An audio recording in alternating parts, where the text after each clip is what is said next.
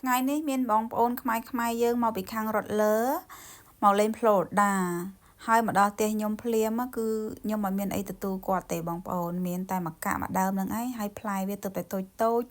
ជូនគាត់ញ៉ាំអញ្ចឹងបងប្អូនហើយគាត់ថាអត់អីទេឲ្យតែបានក្តាប់មកកាក់នេះសប្បាយចិត្តណាស់ហើយឲ្យតែបានទទួលគាត់ហើយខ្ញុំនឹងដឹងស្រាប់ហើយខែនេះបងប្អូនតំណាំមិនល្អទេនៅខាងផ្លូដាដាំអីបានតំណាំតិចតួចវាមិនសូវល្អដោយសារតែខែនេះជាខែតិចអញ្ចឹងបងប្អូនចាបើថាចូលដល់ខែ1ចប់ហើយតំណាំដឹងតែអស់អាលីងអត់មានទេបងប្អូនវាតិចខ្លាំងណាចាតែពួកគាត់សប្បាយណាស់បងប្អូនគាត់មកលេងផ្ទះខ្ញុំគាត់ញ៉ាំក្តាប់មកកាក់ជុំបងប្អូនគាត់សប្បាយមែនតើចាហើយនិយាយទៅខែនេះបងប្អូន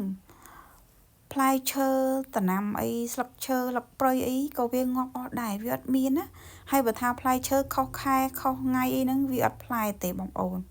ហើយខាងក្រោយផ្ទះខ្ញុំហ្នឹងតំណាំវាអន់ដើមសំបីតែត្រប់ពុតញងក៏វាអស់ផ្លែដែរបងប្អូនចាសំបីតែជីគល់លក្រៃហ្នឹងក៏វាមិនសូវល្អដែរបងប្អូនអើយចាវាតិចតិចទឹកសើមភាគច្រើននៅខាងខ្ញុំសបោទឹកសើមពេលព្រឹកឡើងកុំតមើទឹកសើមវានៅលើស្លឹកគ្រៃជីអីហ្នឹងបើថាជីវិញងាប់អស់អាលីងបងប្អូនវាជ្រុះស្លឹកអស់